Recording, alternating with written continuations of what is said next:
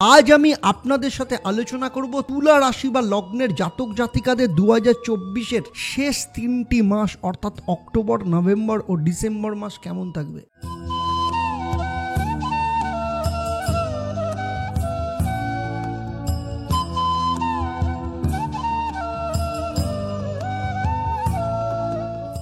নমস্কার, আমি অ্যাস্ট্রো আচার্য দেবদত্ত।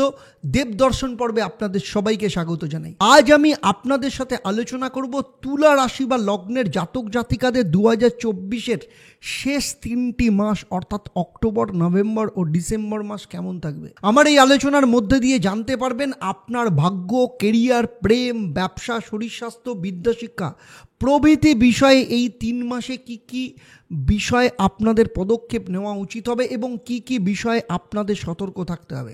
আমার এই আলোচনা আপনাদের জন্ম রাশি বা লগ্ন এবং গ্রহদের গোচরের ওপর ভিত্তি করে। সব থেকে বড় কথা হলো আপনি আপনার জীবনে কতটা ফল পাবেন সেটা নির্ভর করে আপনার নিজের কর্মফল, আপনার বাবা মায়ের কর্মফল, আপনার জন্মকুণ্ডলিতে নবগ্রহের অবস্থান, আপনার বর্তমানে যে মহাদশা, অন্তর্দশা, প্রত্যন্তর দশা চলছে, আপনার হাতের গঠন, হাতের রেখার অবস্থান, গ্রহের পজিশন সেখানে, এবং আপনি যে বাড়িতে থাকেন সেই বাড়ির বাস্তু, এই সমস্ত কিছুর ওপর কিন্তু নির্ভর করে আপনি আপনার জীবনে কতটা ফল পাবেন আর কতটা ফল পাবেন না।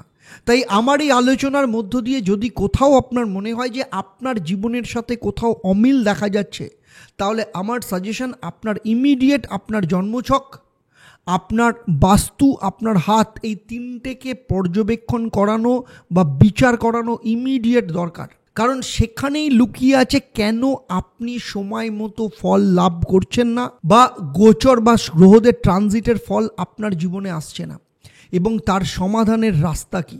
তো সেইগুলো যদি করিয়ে নেন, আপনি দেখবেন আপনার জীবনের গোচরের ফল আপনি লাভ করবেন এবং শুভ সময়েও আপনি শুভ ফল লাভ করতে পারবেন। সেই সাথে আপনারা জানতে পারবেন এই 3 মাসে কি মহা উপায় আপনারা পালন করবেন যাতে আপনাদের জীবনের সফলতাকে আপনারা আরও বেশি করে কাজে লাগাতে পারেন। আর থাকবে আপনাদের জন্য একটা প্রশ্ন, তার সঠিক উত্তরদাতাদের জন্য সারপ্রাইজ থাকবে, সেটা এই পর্বের শেষে আপনারা জানতে পারবেন। তাই পুরো ভিডিওটা শেষ অবধি খুব মন দিয়ে দেখবেন। সেই সাথে আমি আপনাদেরকে জানাতে চাই আগামী 21শে সেপ্টেম্বর 2024 থেকে প্রতি শনিবার এবং মঙ্গলবার নিয়ম করে সন্ধ্যে 6:35 থেকে আমি শুরু করতে চলেছি লাইভ ফোন ইন প্রোগ্রাম। একসাথে চলবে আমার ফেসবুক পেজ এবং ইউটিউব চ্যানেলে, যেখানে আপনারা সরাসরি এই 25 মিনিট অর্থাৎ 6:35 থেকে সন্ধ্যে 7:25 সরাসরি আপনারা আমার সাথে লাইভ ফোন ইন প্রোগ্রামে ফোন করে কথা বলতে পারবেন। আপনাদের জন্ম ছক নিয়ে, আপনাদের সমস্যা নিয়ে আলোচনা করতে পারবেন এবং সেখানে আপনারা আপনাদের সমাধানের রাস্তা পাবেন। সুতরাং অবশ্যই আপনারা দেখতে থাকুন প্রতি শনিবার, মঙ্গলবার এবার থেকে 6:35 থেকে 7টা অবধি লাইভ ফোন ইন প্রোগ্রাম। আপনার রাশির প্রথমভাবে শুক্র বসে রয়েছে 5ম স্থানে, বৃষ রাশিতে শনিদেব 6ষ্ঠভাবে অর্থাৎ মীন রাশিতে রাহু, 8মভাবে রয়েছেন বৃষ রাশিতে দেবগুরু বৃহস্পতি, আপনার 9ম স্থান ভাগ্যস্থান মিথুন রাশিতে মঙ্গল, দ্বাদশ স্থানে অর্থাৎ কন্যা রাশিতে বুধ, রবি এবং কেতু অবস্থান করছে। আপনার 2য় ভাবের অধিপতি গ্রহ মঙ্গল, যে বর্তমানে 9ম স্থানে অবস্থান করছে, কর্কট রাশিতে 10ম স্থানে প্রবেশ করবে 20শে অক্টোবর। তারপর মঙ্গল এখানেই অবস্থান করবে, বাকি 3 মাসে তার পরিবর্তন হবে। আপনার স্বামী বা স্ত্রী তার কেরিয়ারের ক্ষেত্রে পরিবর্তন দেখা যাচ্ছে এবং আপনার মধ্যে ক্রোধও বৃদ্ধি পেতে পারে, কারণ মঙ্গল 10ম ভাবে বসে 1ম ভাবের ওপর দৃষ্টি দেবে, 4র্থ দৃষ্টি আপনার 1ম ভাবের ওপর পড়বে। ফলে 20শে অক্টোবরের পর আপনার ক্রোধের ওপর আপনাকে কন্ট্রোল রাখতে হবে। তাড়াহুড়ো করে কোনো সিদ্ধান্ত নেবেন না, ধৈর্য রাখতে শিখুন। বৃহস্পতি 8মভাবে অবস্থান করছে, সেখানে বিপরীত রাজযোগ তৈরি করেছে এবং 3 মাস বৃহস্পতির কোনো পরিবর্তন হবে না। ফলে তুলা রাশির ব্যক্তিদের যদি কোনো রকম পরিস্থিতি থাকে, যদি আটকে পড়ে, সেখান থেকে বৃহস্পতি বিপরীত পরিস্থিতি থেকে বেরিয়ে করে নিয়ে আসবে।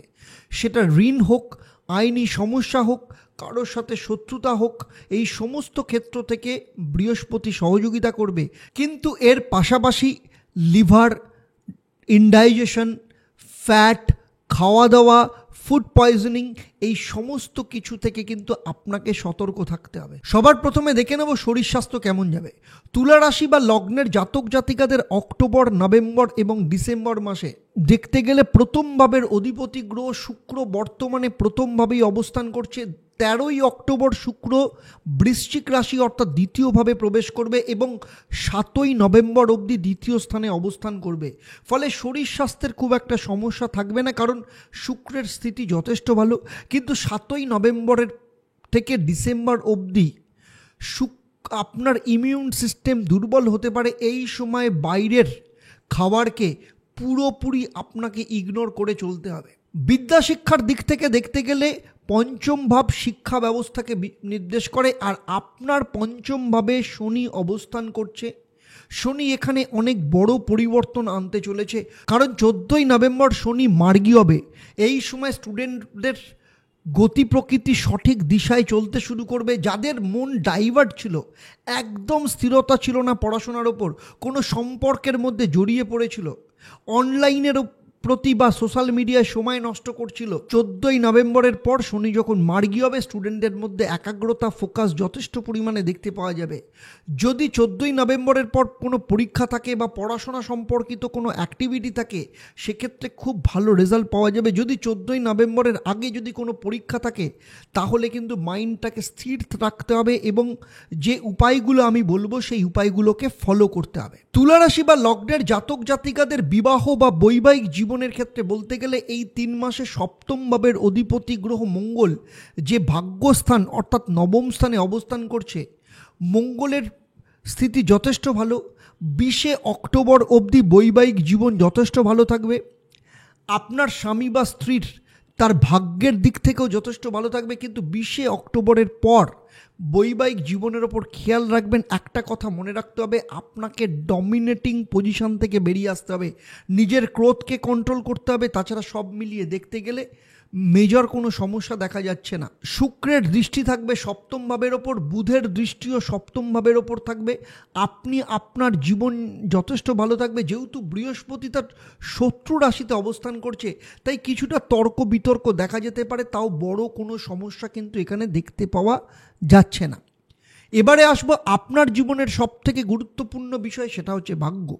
নবম স্থান থেকে ভাগ্যকে বিচার করা হয় এবং সেখানে মঙ্গলের অবস্থান বর্তমানে রয়েছে। আপনার ভাগ্য খুব ভালো থাকবে। বুধ প্রথমভাবে প্রবেশ করবে, রবি সেখানে রয়েছে এবং তবে রবি নিচস্থ অবস্থায় রয়েছে। 20শে অক্টোবরের পর আপনার ভাগ্যের পজিশন আরও ভালো থাকবে। এই সময় যদি কোনো শেয়ার ট্রেডিং বা ইনভেস্টমেন্ট করতে চান, তাহলে 14ই নভেম্বরের পর ইনভেস্টমেন্ট করলে যথেষ্ট ভালো হবে, বিশেষ করে শনি যখন মার্গী হবে। যদি আপনি ভাবছেন কোথাও ইনভেস্ট করতে চান, তাহলে আবার বলছি 20 অক্টোবরের পরও আপনি সেটা করতে পারেন, কারণ মঙ্গল সেই সময় কর্কট রাশিতে চলে আসবে। তবে আপনি যদি কোথাও ইনভেস্ট করতে চান, তাহলে 20শে অক্টোবরের আগেও করতে পারেন, আপনার ক্ষেত্রে যথেষ্ট ভালো থাকবে। তুলা রাশি বা লগ্নের যেসব জাতক জাতিকারা চাকরি করেন, তাদের ক্ষেত্রে বলবো 10ম ভাবের অধিপতি গ্রহ চন্দ্র রবি প্রথমভাবে প্রবেশ করবে 17ই অক্টোবরের পর।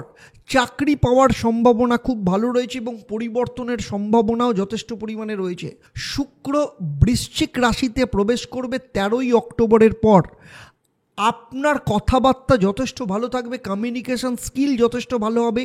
এই সময় যদি কোনো ইন্টারভিউ থাকে, সেখানে সাকসেস হওয়ার সম্ভাবনা দেখতে পাওয়া যাচ্ছে।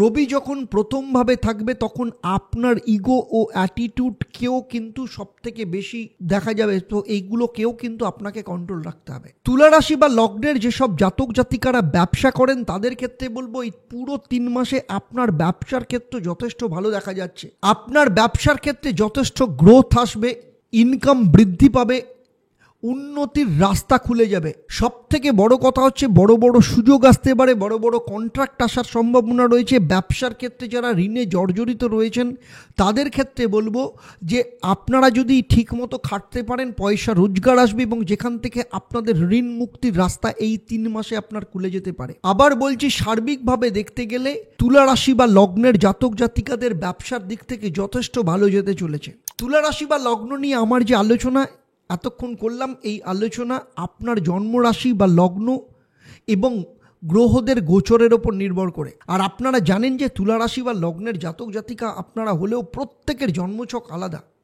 আর আপনাদের জন্মছক কেমন, সেখানে নবগ্রহের অবস্থান কেমন, আপনার বর্তমানে মহাদশা, অন্তর্দশা, প্রত্যন্ত দশা কী চলছে, আপনার হাতের গঠন কীরকম, আপনার সেখানে রেখার পজিশন কীরকম, অথবা হাতের গ্রহের অবস্থান কীরকম, আর সবথেকে বড় কথা আপনি যে বাড়িতে থাকেন সেই বাড়ির বাস্তুর পজিশন কেমন, এই সমস্ত সম্পর্কে আমার যদি ধারণা থাকতো তাহলে এই ভিডিওতে আমি যে আলোচনা করলাম আপনার জীবনের সাথে আরও নিখুঁত হুবহু মিলে যেত। তুলা রাশি বা লগ্ন নিয়ে আমার এই আলোচনা সার্বিকভাবে আপনার কেমন লাগলো অবশ্যই আমাকে কমেন্ট করে জানাবেন। আর যদি ভালো লাগে তাহলে অবশ্যই অন্যদের শেয়ার করবেন। যারা আমার এই ভিডিও আমার ইউটিউব চ্যানেলে দেখছেন কিন্তু এখনও পর্যন্ত চ্যানেলটাকে লাইক ও সাবস্ক্রাইব করেননি, তাদের অনুরোধ করব চ্যানেলটাকে লাইক এবং সাবস্ক্রাইব করুন। আর যারা আমার এই ভিডিও আমার ফেসবুক পেজে দেখছেন তাদেরকে অনুরোধ করব চ্যানেলটাকে লাইক এবং ফলো করবেন।